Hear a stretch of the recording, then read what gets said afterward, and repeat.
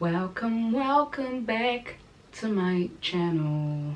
Welcome back to my channel. My name is Anil Lopez, and today I will be discussing 5 steps of my weight loss journey.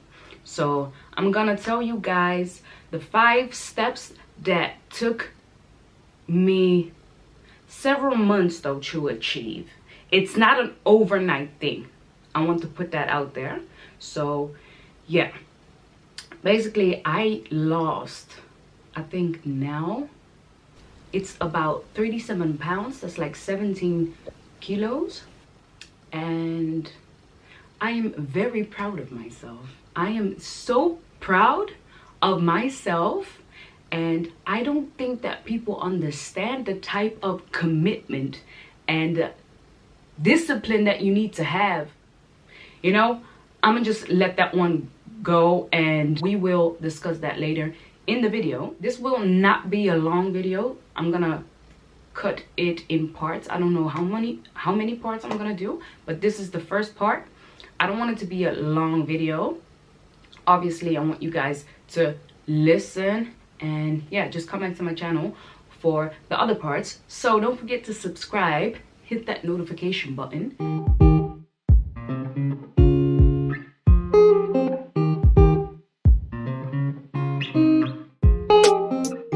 So guys, I'm gonna jump right into it.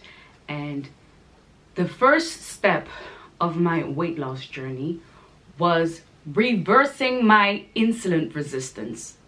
And people do not realize that the whole reason I couldn't lose weight was because I was insulin resistant. And what that means is that my body was literally fighting me to lose weight. Like I wasn't even eating that unhealthy, but I was still gaining weight. I would just gain weight out of the blue. I could just like eat during the day, eat nothing or eat healthy, and then have like one sweet or something with sugar.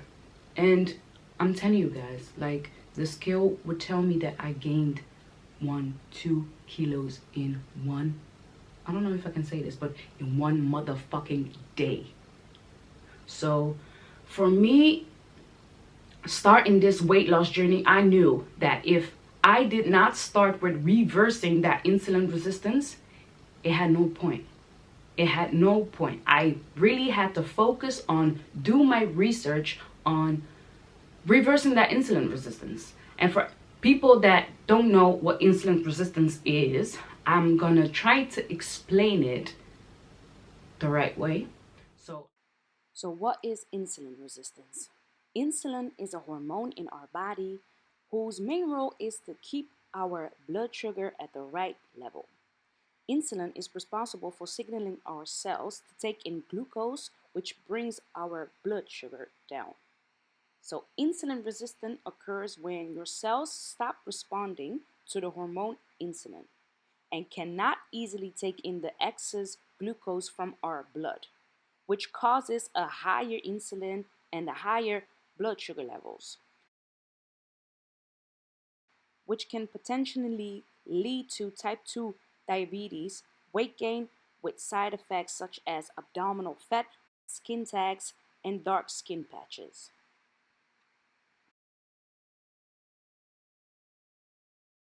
What causes insulin resistance? What is the cause? It isn't really clear exactly what causes insulin resistance, but a family history of type 2 diabetes, being overweight, and being inactive can all raise the risk. But you don't have to be overweight to have insulin resistance. So, PCOS is a hormone disorder. Insulin is a hormone, so it makes sense that when your hormone system is out of balance, it can cause friction in the way your insulin should normally respond.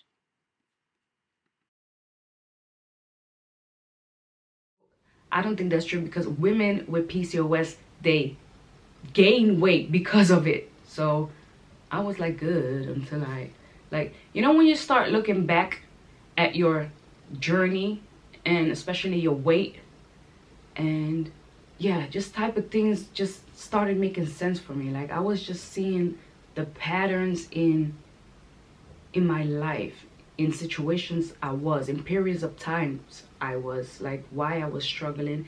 And that was, I had like episodes in my life that I was overweight, and obviously I wasn't diagnosed with PCOS, so I didn't know what was happening. I just thought that I was fat, I was eating, but I didn't quite understand how I was gaining weight that quickly, you know, because I was active and I wasn't eating. I do not eat that much for me to gain the amount of weight that I gained so quickly. So looking back now, I know that in that period of time, whatever I was going through triggered my PCOS symptom, and that's insulin resistance. So looking back, I understand now, you know. So how do you know if you're insulin resistant? There are a few symptoms that you can have, and So these are the symptoms of insulin resistance. The first one is that you're craving for sweets and salty food, unexplained weight gain, also difficult to lose the weight, darkening of skin such as your armpits or behind the neck, fatigue, an increased urination, increased hunger or thirst, and the last one is tingling sensation in the hands and feet. so in my research, I found out that there's a lot of food that you need to avoid if you want to, you know, reverse your insulin resistance.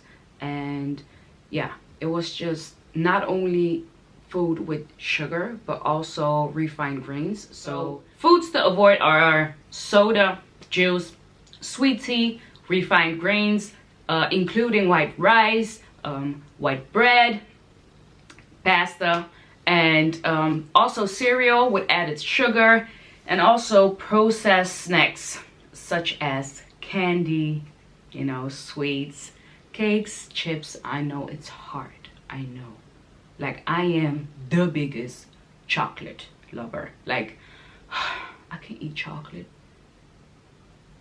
the whole entire day. So with foods to avoid, you need to include more fruits such as apples, pears, strawberries, and bananas. I only like apples, so I was really like eating apples and replacing, you know, the processed snacks with fruits such as apples. Pink Lady is my favorite. And you should also include more vegetables, include more nuts. I know nuts are actually very healthy. It has healthy fats in it. So don't go eat like a whole, you know, bag of nuts. Just like a hand, you know, just a hand. So what did it look like? Yeah, obviously, because you cannot eat refined grains, I switched on to whole grains. And yeah, whole grain rice, whole grain pasta, whole grain tortilla wraps, whole grain bread, whole grain everything. I was so determined to reverse this PCOS symptom. You know, insulin resistant is one of the worst that you can have. Is it? No, they're all bad. They are all bad. I take that back. I take that one back. I take it back. Yeah. So, but I was dedicated.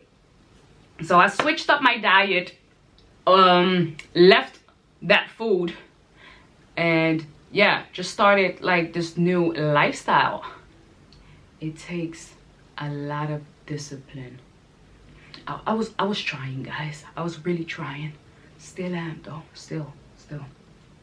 So when motivation stops, you need to be disciplined enough and have self-control, because this shit is hard. I'm not gonna lie. It is hard. But if I can do it, you can do it. So besides food, I also started taking some supplements, and I uploaded a video about the supplements that I bought. It's an unboxing video, and I didn't even do a review about it, but I will be doing a review. But I will tell you guys quickly and show you guys which one I bought. So it was the NAC. This is one. The inositol.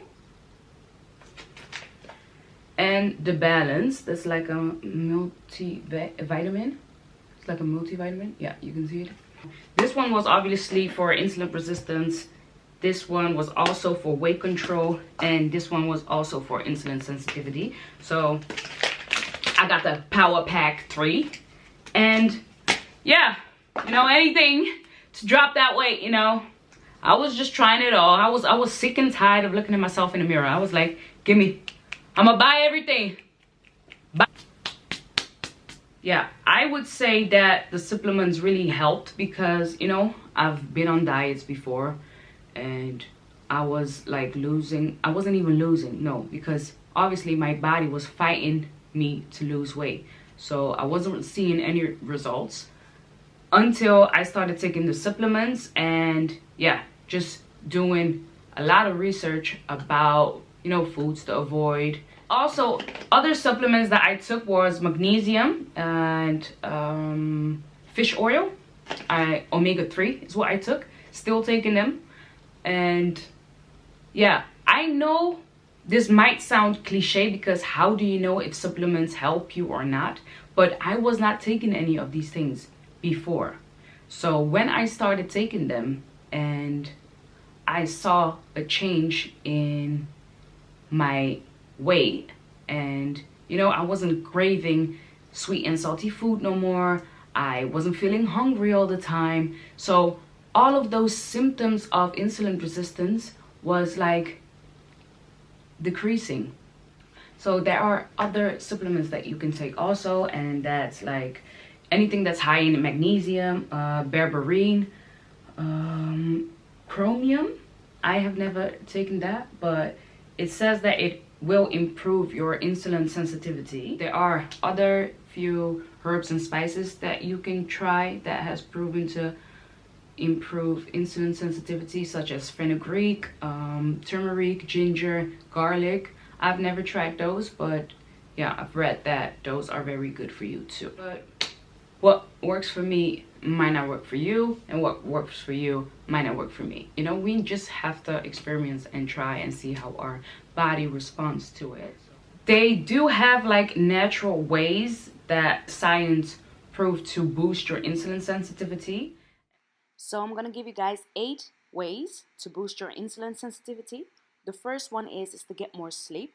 A good night of sleep is obviously important for your health. The second one is to exercise more. I will be addressing that later on. The third one is to reduce stress, and this was a major change for me, and I will also address this one later. The fourth one is to lose a few pounds. I think this is a tricky one because the whole issue is that you are gaining this unexplained weight, and it's very difficult for you to lose weight.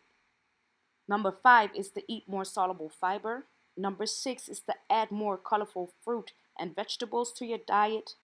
Number 7 is to cut down on carbs. I do not fully agree with that one because your body needs carbs, especially us black women. We don't want to lose our curves when we're losing weight. So what I would recommend is to, replace the refined grains with whole grains. And the last one, number 8, is to reduce your intake of added sugars. When it comes to insulin resistance, sugar is your biggest enemy. So I would reduce your intake on sugar. What I did to reverse my insulin resistance was obviously the supplements, change my food, and release the male hormones by doing some weightlifting. I will get into that in one of the other steps, but this is part 1.